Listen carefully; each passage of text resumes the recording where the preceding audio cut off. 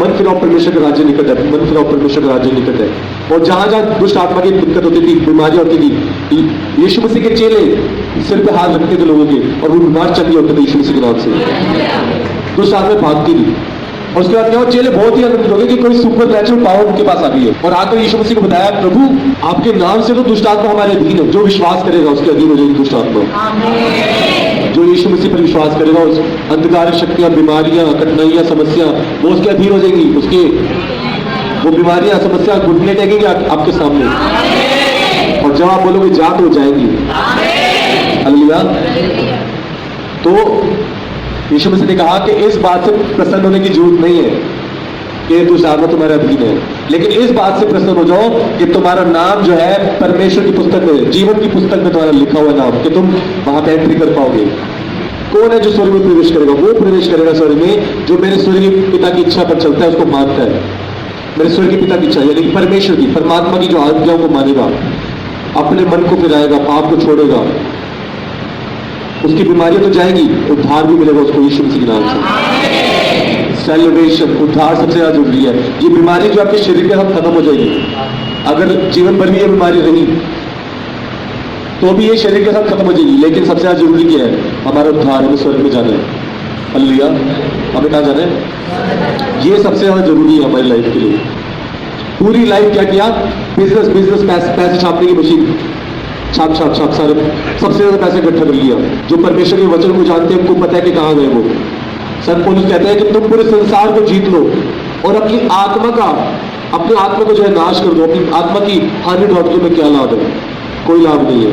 मैं तुम्हारे लिए सहायक भेजूंगा। और वो सब आज्ञाएं जो मैंने तुम्हें बताई, तो जो सब वचन, परमेश्वर के वचन जो तुम्हें मैंने सिखाए हैं, वो पवित्र आत्मा तुम्हें स्मरण कराएंगे। जहां पवित्र आत्मा होंगे वहां पे काम होंगे। मतलब लिखा है जहां पवित्र आत्मा है वहां पे स्वतंत्रता है, वहां आजादी है। वहां स्वतंत्रता है, वहां आजादी। लेकिन शैतान नहीं चाहता कि आप आजाद हो जाओ। शैतान आपको बांध के रखना चाहता है, शैतान आपके जीवन को नाश करना चाहता है। हालेलुया। जब यूहन्ना 10:10 पढ़ते हैं वहां पे लिखा है, चोर किस लिए आया? चोर आया चोरी करने, घात हत्या करने, नाश करने आया। लेकिन प्रभु यीशु मसीह किस लिए आए?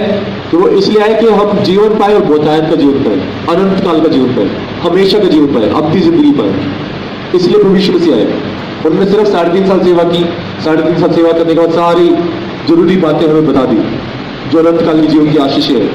अगर आपको स्वर्ग जाना है तो 3.5 साल में जो परमेश्वर ने सेवा की है अपने पुत्र के द्वारा, उसको आपने स्टडी कर लो। जितनों के पास नहीं है, जो मोबाइल में देखते हैं बाइबल, कृपया करके आप अपनी बाइबल को लाकर उसमें बड़ा कीजिए। क्योंकि मोबाइल में क्या होता है, जैसे आपने मोबाइल में स्टडी करने लगा, कभी फोन आ गया, कभी व्हाट्सएप आ गया, कभी कुछ आ गया, उसको आप साइलेंट करके मोबाइल को जेब में रख के अपनी बाइबल में से रीडिंग किया करें। वो 3.5 साल की जो सेवा प्रभु यीशु मसीह ने की, उसमें सारी उद्धार की बातें उन्होंने बताई कि स्वर्ग का राज्य कैसा होगा, स्वर्ग का राज्य कैसों को मिलेगा, स्वर्ग का राज्य कैसों को नहीं मिलेगा। क्लियरली उन्होंने स्पष्ट रीति से बताया। यीशु मसीह ने कहा, मैं तुम्हें शांति दी जाता हूँ, अपनी शांति तुम्हें देता हूँ, जैसा संसार देता है मैं तुम्हें नहीं देता। तुम्हारा मन व्याकुल ना हो और ना डरे। जब आप परमेश्वर के भवन में आ जाते हैं तो आपके जीवन में परमेश्वर की शांति आती है। तो शांति को अपने जीवन में बनाए रखिए। सिर्फ संडे के विश्वासी मत बनिए। हमारी आत्मिक जो कुप्पी है ना, उसमें ऑयल, वो उसकी बढ़ोतरी होती रहनी चाहिए। वो सूखना नहीं है, उसको सुखाना नहीं है आपने। कहीं ऐसा ना हो कि दूल्हे का आगमन हो और हम यहीं पर आ जाए। हाँ, विश्वास करते हैं, लेकिन विश्वास जो कर्म बिना अधूरा है। मेरे लिए भी, आपके लिए भी, सबके लिए सेम है कि परमेश्वर ने मेरे को खड़ा कर दिया सेवा करने के लिए, तो अब मुझे ज्यादा प्रार्थना करने की जरूरत नहीं है। मुझे तो और ज्यादा प्रार्थना करने की जरूरत है। हफ्ते में 4 दिन प्रेयर होती है, हफ्ते में 2 या 3 दिन तो आपको आना ही आना है। अगर दूर से आते हो तो 2 दिन, पास से आते हो तो 3-4 दिन तो आना ही आना है आपको। 1 घंटा प्रेयर में आप अटेंड करते हो, आप परमेश्वर को अपना समय देते हो। वो क्या करते हो? आप देते हो परमेश्वर को, बोते हो उसको, उसकी इन्वेस्टमेंट करते हो आप। यीशु मसीह ने कहा, जो तुम मेरे लिए कहोगे तुम पाओगे। और परमेश्वर पता कैसे आशीष देते हैं? 30 गुना, 60 गुना, 100 गुना। अपने समय को बोएंगे तो परमेश्वर उसकी कटनी जो अनंत काल के जीवन में आपको देंगे। उसे आपकी एजुकेशन, आपकी पढ़ाई लिखाई आपको स्वर्ग में लेके जाएगी। इसी का ध्यान रखना। सिर्फ परमेश्वर ही आपको स्वर्ग लेके जाएंगे। स्वर्ग में सिर्फ वो लेके जाएगा जिसके पास स्वर्ग का अधिकार है। यीशु मसीह ने कहा मत्ती 28:18 में कि स्वर्ग और पृथ्वी का सारा अधिकार मुझे दिया गया। स्वर्ग और पृथ्वी का सारा अधिकार मुझे दिया गया। हालेलुया। तुम जाओ, जाति जाति के लोगों को चेला बनाओ, उन्हें पिता, पुत्र और पवित्र आत्मा के नाम से बपतिस्मा दो, और उन्हें सब आज्ञा जो मैंने तुम्हें मानना सिखाई है उन्हें मानना सिखाओ। और देखो मैं जगत के अंत तक सदा तुम्हारे संग हूं। अगर आज आपके जीवन में कोई भी कंफ्यूजन है, कोई भी शंका है, उसको लिख लो आप, ये कंफ्यूजन है मेरे जीवन में, उसको आप पूछो, उसका आंसर आपको मिलेगा। हर बात का जो है, जितनी भी प्रॉब्लम्स आपकी लाइफ में, सब किसी की भी लाइफ में कोई प्रॉब्लम आती है, उसका एक रीजन भी होता है और उसका सोल्यूशन भी होता है। लिटरेचर में लिखा है व्यर्थ श्राप नहीं पड़ता, रीजन होता है इसका। एक फैमिली में किसी को बीमारी है, कैंसर है, दादा को कैंसर था, पिताजी को कैंसर था, बेटे को कैंसर था, फिर बच्चों को कैंसर था, ऐसे चलती आती है बीमारियां। वो क्या है? वो श्राप है।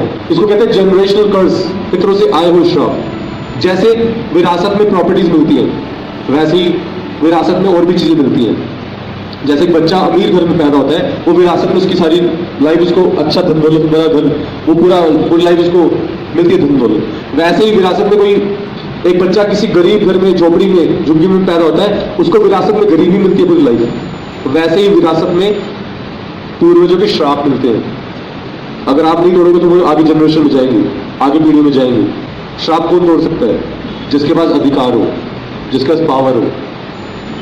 हालेलुया। जो सब कुछ कर सकता है, वो सर्वशक्तिमान परमेश्वर है, वो सब कुछ कर सकते हैं। हालेलुया। और उन्होंने अपने लौते पुत्र को सारा अधिकार दिया स्वर्ग और पृथ्वी का। विदेशी धर्म नहीं है ये। जो प्रभु यीशु मसीह जहां पे पैदा हुए वो यरूशलेम के पास है, बैतलहम, इजराइल के साथ में अंदर ही है उसकी। बैतलहम छोटा सा गांव है, वो पूरे वर्ल्ड का एक सेंटर पॉइंट है, वो जहां पे यीशु मसीह का जन्म हुआ, वो सेंटर पॉइंट है, यरूशलेम कहते हैं उसको। उसके पास है बैतलहम गांव, वहां पे यीशु मसीह का जन्म हुआ। परमेश्वर की योजना परमेश्वर अपने हिसाब से करेंगे, मनुष्य के हिसाब से करेंगे? बताइए। जिस परमेश्वर ने हमें बनाया, परमेश्वर ने कहा आओ हम मनुष्य को अपने स्वरूप और अपनी समानता में बनाए। फिर उन्होंने एक मिट्टी का पुतला बनाया, उसमें अपने आत्मा का अंश फूंक दिया, नथनों में फूंक दिया, और मनुष्य जीवित प्राणी हो गया। उसमें सारे अंग जो हमारे शरीर में लगे हुए हैं, क्या हमने बनाए हैं? दादाजी बहुत बूढ़े हो गए हैं, इनका हार्ट चेंज कर देते हैं, और वहां से वो देख रहे हैं कौन सी वेबसाइट है। ऐसा होता है क्या? कौन कर सकता है? आपको सब कुछ परमेश्वर ने दिया, सब कुछ परमेश्वर ने दिया आपको। हल्लिया। और वही उद्धार कर सकते हैं। उन्होंने वचन में लिखा, मैं तेरी सृष्टि जानता हूं, तेरी मां के गर्भ में तुझे चुन लिया मैंने। हल्लिया। तो हमारे जीवन में जो है, जो उद्धार ला सकते हैं, वही ला सकते हैं जिनके पास अधिकार है। हमें उद्धार को दे सकते हैं, स्वर्ग में कौन लेके जा सकते हैं? यीशु मसीह लेके जा सकते हैं। निकोदेमुस नामक एक यहूदी गुरु यीशु मसीह के पास आए, और उसके बाद कॉन्वर्सेशन हुई। उन्होंने कहा कि प्रभु, रबी यानी कि टीचर, गुरु, जो कार्य आप करते हैं, अगर परमेश्वर का हाथ ना हो तो नहीं कर सकता कोई। मुर्दों को जिंदा करना, लंगड़ों को चलाना, कोड़ी को बोल दिया बचपन से कोड़ी, तिमाई का पुत्र बर्तिमाई अंधा, बचपन से अंधा। ऐसे लोगों को बोला मैं चाहता हूं तो शुद्ध होगा, मैं चाहता हूं तो देखने लगे, और वो होते जा रहे काम, वो काम साथ साथ होते जा रहे हैं। सिर्फ 3.5 साल की सेवा पूरे वर्ल्ड को उन्होंने आशीषित कर दिया, पूरे वर्ल्ड को आशीष से भर दिया, उद्धार से भर दिया। लेकिन मिलेगी किसको? जो रिसीव करेगा। मिलेगी किसको? जो चाहेगा, अपना जो इधर उधर ताकता रहेगा, जो वचन में ध्यान नहीं देगा, उसके लिए नहीं है, उसके लिए आशीष नहीं है। आशीष उसके लिए जो जिसका वचन पे ध्यान है, फोकस है। जैसे वो सिस्टर, कितनी बड़ी गवाही है, देखो हालेलुया, कितनी बड़ी गवाही है। कितनी दूर से आके उन्होंने बड़ी आशीष ले ली, और लोग पास में रहकर भी उस आशीष को नहीं ले पाए। 3-3 साल हो गए नहीं को प्रेम में आते हुए। कुछ लोग 2 साल बाद भटक के आते हैं, जब ठीक हो गए थे उसके बाद भूल गए परमेश्वर को, फिर और जगह जाके पाप किया, गलतियां की, परमेश्वर की संगति नहीं की, फिर 2 साल बाद भटक के द्वारा वापिस आए। अब फिर उनको वही स्पिरिचुअल गाइडेंस दी जाती है कि आपको हफ्ते में 2 दिन आना, 3 दिन आने, लेकिन अभी भी उनको बात नहीं समझ आती। ये किसी एक बंदे के लिए नहीं बोल रहा हूं, कुछ लोग ऐसा करते हैं। ये आपको समझाने के लिए कह रहा हूं कि आप ऐसा मत करना। आप ऐसा करना कि गवाही कैसे बनी है आपके जीवन में, बड़ी आशीष आने वाली, इस बात का ध्यान रखना। हालेलुया। जैसे आप रिसीव करते हो ना कि बड़ी आशीष आने वाली, आमीन, रिसीव करते हो, वैसे ही परमेश्वर की गाइडेंस को रिसीव करो। उसकी 1000 गुना आशीष है। परमेश्वर के वचन को वैसे रिसीव करो, उसकी 1000 गुना आशीष है, उसकी 1000 गुना आशीष है। हालेलुया। यीशु मसीह के नाम की हम पढ़ेंगे इफिसियों उसका 4था अध्याय, उसके 30 से 32 तक पढ़ेंगे। परमेश्वर के पवित्र आत्मा को शोकित मत करो, जिससे तुम पर छुटकारे के दिन के लिए छाप दी गई है। सब प्रकार की कड़वाहट और प्रकोप और क्रोध और कलह और निंदा सब बैरभाव समेत तुमसे दूर की जाए। एक दूसरे पर कृपालु और करुणामय हो, और जैसे परमेश्वर ने मसीह में तुम्हारे अपराध क्षमा किए, वैसे ही तुम भी एक दूसरे के अपराध क्षमा करो। हालेलुया। हालेलुया। यीशु मसीह के नाम की महिमा। हालेलुया। पवित्र आत्मा को शोकित मत करो। जब आप परमेश्वर के भवन में आए, आपने परमेश्वर के अचंभित कार्यों को देख लिया जो आपने कहीं और देखे ही नहीं, कभी सुने ही नहीं ऐसे काम कहीं और। हालेलुया। अब आपको पता चल गया कि परमेश्वर है। लोग क्या करते हैं, परमेश्वर को पाने के लिए जंगलों में चले जाते हैं, पहाड़ों पे चले जाते हैं, एकांत में चले जाते हैं, समाधि ले लेते हैं कि हमें परमेश्वर चाहिए, हमें परमात्मा चाहिए, परमात्मा चाहिए। हमें अलग अलग लैंग्वेज में लोग कहते हैं खुदा चाहिए। हालेलुया। गॉड चाहिए। लोग अलग अलग जगहों पे चले जाते हैं। सिर्फ हमारे देश की बात नहीं है, हर देश में ऐसा होता है, क्योंकि सबको आत्मा दी गई है, सब मनुष्यों को आत्मा मिली हुई है। लेकिन शैतान भी है हर जगह पे, वो भटकाता है। हालेलुया। वो भटका देता है। अली बाबा 40 स्टोरी किस किसने देखी मूवी? उसमें क्या होता है कि जब वो खजाना चुरा के लेके आते हैं उस गुफा से, और उनका गधा होता है साथ में, है ना, गधा होता है साथ में। अब वो क्या पकड़ लेते हैं उसको, है ना, उसको पकड़ लेते हैं, वो अंदर ही रह जाते हैं, वो पासवर्ड भूल जाता है, सिम भूल जाता है, अंदर रह जाता है वो। अब उसका गधा जो है उसको नहीं मारते, कहते हैं इसको गधे को छोड़ दो, ये जहां जाएगा उसी घर में जाएगा जहां से ये व्यक्ति आया था जिसने खजाना चुराया। हमारा सीक्रेट किसी को पता ना चल जाए। और वहां पे वो गधा जाता है, वैसे ही होता है। और वो जो पीछे तहजीबात करने जाते हैं में से वो जाके उस घर पे निशान बना के आ जाते हैं। एक किसी ने क्या किया, देख लिया कि वो निशान बना के गया घर पे। हालेलुया। और वो क्या करती है, वो लेडी वो सारे घरों में निशान बनाती है कि अब डाकू वापिस आएंगे तो सारे घरों पे निशान मिलेगा उसको, वो पता नहीं चल पाएगा कि कौन से घर में जाना है। लेकिन पॉजिटिव बात के लिए शैतान ने क्या किया मैं बताता हूँ। परमेश्वर के पास लोग ना पहुंच पाए, उसने हर जगह निशान बना दिया। यहाँ पे भी निशान है, यहाँ पे भी निशान है। किसी देश में 20 करोड़ है, किसी देश में 3 करोड़ है, किसी देश में 35 करोड़ है, 36 करोड़, हर जगह निशान बना दिया। हमारी आत्मा क्या कहती है कि परमात्मा तो एक ही है, लेकिन शैतान ने क्या किया, हर जगह निशान बना दिया, हर मिट्टी पे, हर तस्वीर पे। शैतान ने इस तरीके से लोगों को भटकाया हुआ है कि वो सच्चे परमेश्वर पे, सच्चे उद्धारकर्ता के पास ना पहुंच पाए। लेकिन आपको परमेश्वर ने एक चीज दी है, बुद्धि दी है। आपको पहचानना है कि कौन है परमेश्वर, कौन परमात्मा है जो जीवन दे सकता है, कौन जीवन दे सकता है। यीशु मसीह के चेलों ने भी पूछा, प्रभु हमें कैसे पता चलेगा कि हम सही टीचिंग पे है या नहीं है? यीशु मसीह ने कहा फलों से पहचानोगे तुम। फल, आत्मा के फल जो है 9 फल है, ठीक है ना, प्रेम, आनंद, शांति, धीरज, कृपा, भलाई, विश्वास, नम्रता, संयम, ये फल है, आत्मा के फल है। लेकिन और भी बातें फलों में है, रिजल्ट्स। किसी के सिर पे हाथ रख के प्रेयर की जा रही है, या वो प्रेयर में आ रहा है यीशु मसीह के नाम से, वो ठीक हो रहा है या नहीं हो रहा है? पहले तो हर जगह 20-20 साल भटक लिए, पहले तो 15-15 साल हर जगह भटक लिए, पहले वो काम क्यों नहीं हुए थे? पहले वो काम क्यों नहीं हुए? शैतान ने हर जगह निशान बनाया हुआ, यहाँ पे भी है, यहाँ पे भी है, यहाँ पे भी है, यहाँ पे भी है। तुम्हारी मर्जी, देखते रहो, परखते रहो। यीशु मसीह ने सिंपल आंसर दे दिया कि तुम फलों से पहचानोगे। अगर फल है तो वो परमेश्वर है, फल नहीं है तो वो परमेश्वर नहीं है। अगर फल नहीं होते तो मैं भी यहाँ पे नहीं खड़ा होता, आप भी यहाँ पे नहीं होते, यीशु मसीह को नहीं मान रहा होता। भाई अब प्रेयर में आए, आपने मन फिराया, आपने वचन वाचा मान ली परमेश्वर से, परमेश्वर मैं आपको पूरा टाइम दूंगा क्योंकि आप सबसे पहले हो। वचन में लिखा पहला स्थान परमेश्वर को देना है। यीशु मसीह ने 2 आज्ञा सबसे ज्यादा जरूरी दी है कि तू परमेश्वर को सबसे पहला स्थान देगा और अपने समान अपने पड़ोसी को प्रेम रखेगा। अपने पड़ोसी में सारे आ गए, सारे मनुष्य आ गए अपने पड़ोसी में, हर धर्म जाति के लोग हमारे पड़ोसी हैं, उनसे हमें प्रेम रखना है, चाहे वो विश्वास में है या नहीं है। हाँ, गलत संगति से दूर रहना है, जो आपको खराब कर सकते हैं, उन लोगों से दूर रहना है। जो आपको गंदी गंदी बातें, गंदी गालियां या नशे की बातें या गलत बातें, व्यभिचार की बातें, चोरी की बातें, झूठ बुलवाना, ऐसी जो संगति है जिनके मुंह में लाल पीले रंग रहते हैं, समझ रहे? आपको समझ आ जाएगा कौन सी गलत संगति है। आपको पता है कौन सी गलत संगति है। जब आपको पता है तो आपको अब ध्यान रखना है कि आपको गलत संगति में नहीं रहना। सबसे पहले अपने जीवन को बचाना है। सबसे पहले आप ऑक्सीजन मास्क पहनोगे या पहले किसी और को पहन लेकर जाओ, खुद ही ऑक्सीजन खत्म होगी, बेहोश हो गए और उसके बाद थोड़ी देर बाद मर गए।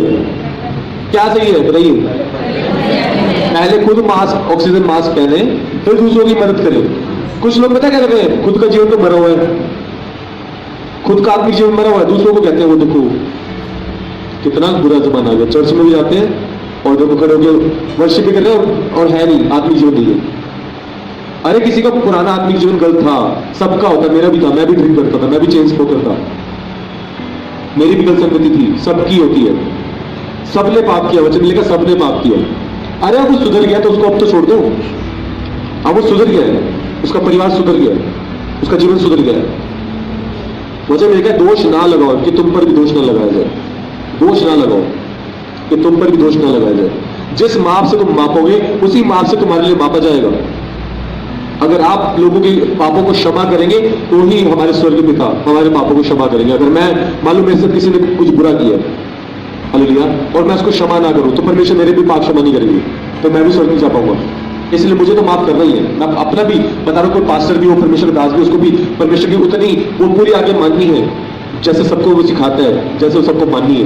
गलत संगति आपको छोड़नी है जो आपको नाश करती है। परमेश्वर से बोलते हैं, परमेश्वर ये मेरी गलती थी, पाप तो मैं इनको छोड़ता हूँ, मैं इनको क्षमा करता हूँ, आप मेरे भी पाप को क्षमा कर दीजिए। जब आपका राज्य है तो आप मेरी सुधी लेना। इस तरीके से आपको डेली प्रेयर करनी है। और जितनी बारी प्रेयर के लिए कॉल्स आती है उतनी बारी अपने लिए भी पश्चाताप करता हूँ मैं, और उस व्यक्ति के लिए भी पश्चाताप करता हूँ कि अभी 5 मिनट पहले प्रेयर की थी और एकदम से गलती हो गई, कुछ गलत बोल दिया किसी को, या किसी के लिए गलत सोच लिया, इतने से ही पाप से बच जाओ। पता नहीं उस गलती के बाद अगर रैप्चर हो गया तो जाएंगे या नहीं जाएंगे स्वर्ग में। इसीलिए ध्यान रखो, परमेश्वर पे मन लगाकर अपने जीवन को समर्पण करो। आज से कोई भी मनुष्य 2 स्वामियों की सेवा नहीं कर सकता। धन की और परमेश्वर की सेवा एक साथ नहीं कर सकते। धन की सेवा पता क्या करना क्या होता है कि आप जॉब पे जा रहे हैं लेकिन परमेश्वर के लिए टाइम नहीं है, आप बिजनेस कर रहे हैं, परमेश्वर के लिए टाइम नहीं है। अच्छा, मुझे एक चीज बहुत अच्छी लगती है कि काफी बहनें और कुछ भाई जो है सेवा में, काफी सारी बहनें इन दिनों, ज्यादातर बहनें सेवा में, वो अपनी जॉब से बढ़कर परमेश्वर की सेवा, परमेश्वर को टाइम ज्यादा देती है। और देखिए परमेश्वर की कैलकुलेशन देखिए, उनकी इनकम पहले से डबल ट्रिपल है। जहां वो 12,000 कमाते थे एकदम सैलरी डबल होगी, 25,000 होगी। अब बिजनेस शुरू किया, कईयों ने पहले 5-6 हजार रुपये कमाते थे, 50-60 हजार रुपये महीने कमाते हैं। मैं आपको हवा में बातें नहीं कर रहा हूँ, आप गवाही सुन चुके हैं यहाँ पे खड़े होकर। लेकिन अभी भी जिनका विश्वास ऐसा ना कि मैं तो पैसा कमा लूं, परमिशन मिले या ना मिले, 1 साल पहले, 2 साल पहले, 3 साल पहले जहां पे मैंने उनको देखा था, उनके विश्वास के अकॉर्डिंग वो वहीं पे ही है। उन्होंने अपने विश्वास को ठीक नहीं किया, उन्हीं प्रॉब्लम्स में, उन्हीं नशे की बातों में, उन्हीं दुष्ट आत्माओं में, उन्हीं बीमारियों में। संत पौलुस कहते हैं कि मैं तुम्हारे पीछे क्या छड़ी लेके आऊं कि तुम बच जाओ नरक से। प्रेम करने के नाते तुम किस बात से जो है आशीष दोगे? हालेलुया। परमेश्वर चाहते हैं कि आपको आशीष मिले, लेकिन परमेश्वर चाहते हैं कि आप सिद्ध बन जाओ। सिद्ध बन जाएंगे तो हमें सारे आशीष मिल जाएंगे। परमेश्वर हमारे जीवन में स्ट्रगल्स देते हैं ताकि परमेश्वर से नजदीकी की ओर बढ़ा ले। तो तब ज्यादा प्रार्थना करते हैं ना। जब स्ट्रगल आपकी लाइफ में होंगे, प्रॉब्लम्स आपकी लाइफ में होगी, तो परमेश्वर की नजदीकी में आप ज्यादा जा पाओगे। आपका मन होगा कि मेरे को ठीक कौन करेगा, मेरी ब्लेसिंग नहीं मिली। प्रेयर में दादा दादी की एज में, 30 साल की एज में मेरी ब्लेसिंग मिली, वो भी जुड़वा बच्चे। आज हम परमेश्वर से वाचा पाते हैं कि परमेश्वर हम पवित्र आत्मा को शोकित नहीं करेंगे। वचन में लिखा है पवित्र आत्मा को शोकित मत करो। कौन कौन सी बातें ऐसी हैं जो, जिन बातों से आपने पवित्र आत्मा को शोकित किया, परमेश्वर की आत्मा को शोकित किया? कौन कौन सी बात की बातें हैं? आइए प्रार्थना करें।